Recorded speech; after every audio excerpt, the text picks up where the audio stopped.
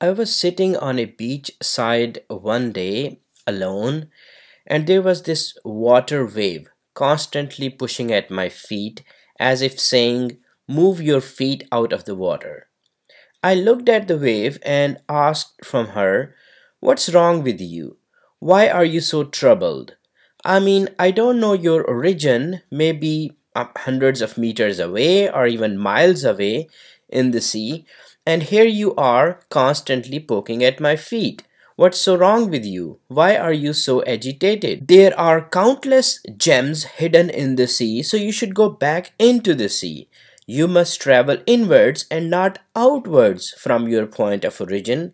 You lose everything that you possess when you travel outwards. Don't you realize this?" She had a perplexed look at her face as if she doesn't know what to answer. "Is this your heart that is making you do all this?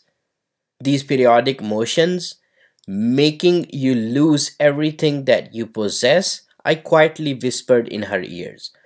"Because if that is the case, then you and I have something in common. I too have a restless heart, and that is. I had not finished my sentence yet, and I saw that wave running backwards into the water as if she has been hurriedly recalled back into the water. That was strange, very strange. I wanted a reply from her. Anyways, on another day, my restless heart took me on a different journey. It took me to the base of K2 mountain, the second tallest mountain in the world, the king in the north of Pakistan.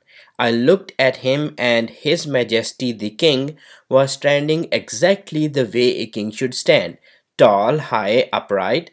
But he had that frosty look on his face. "Why do you have such a frosty look?" I gathered my courage to ask him directly.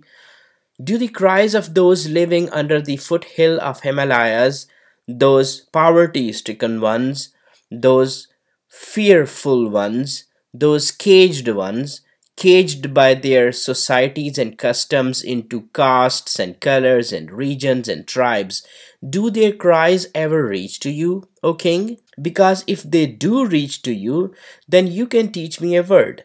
I have a heart that is tuned to a station that plays only the cries of those caged ones, and I don't know how to My words were still in my mouth, and that's when His Majesty the King, the pride of Pakistan, started shivering and melting from the top. What this meant was that there was an avalanche to follow. I had to run for my life. Strange, very, very strange. I did not get an answer from K2 even. Anyways, I reached back to the base camp of K2. It was late evening by that time. Moon was shining brightly in the snowy white and light pinkish bluish background. I looked at the moon and I couldn't resist myself. "I feel pity for you. You are pretty and everyone adores you, but I kind of feel for you. I mean, look at you. You are trapped in a cycle. You are made to travel the whole night for 29 or 30 nights exactly, and that completes one cycle. And then you start over again and all over again.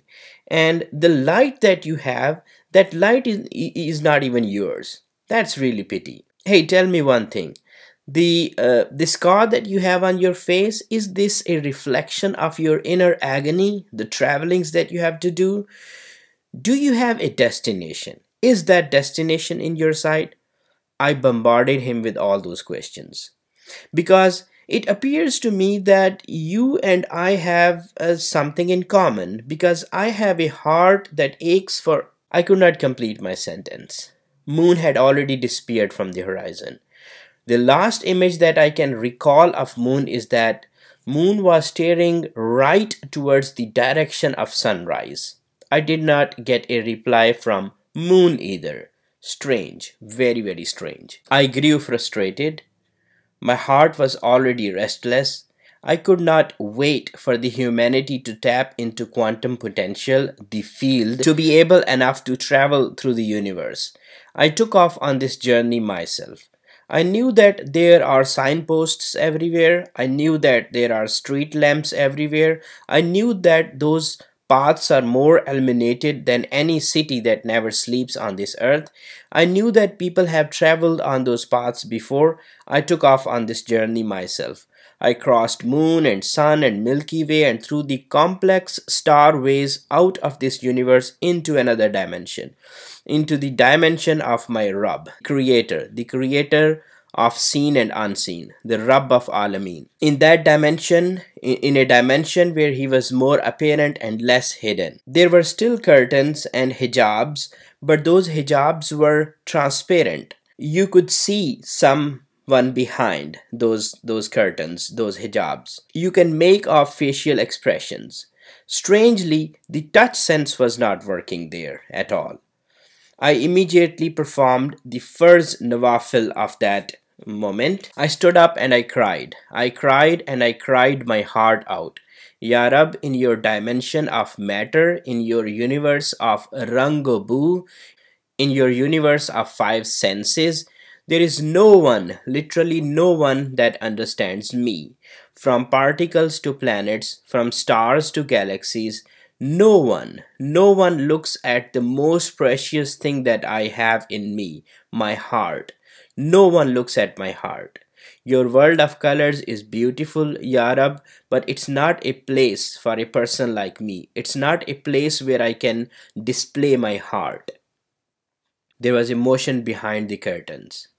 There was a smile on the face of my Rabb. There were no words spoken or heard. There was no need of words anymore.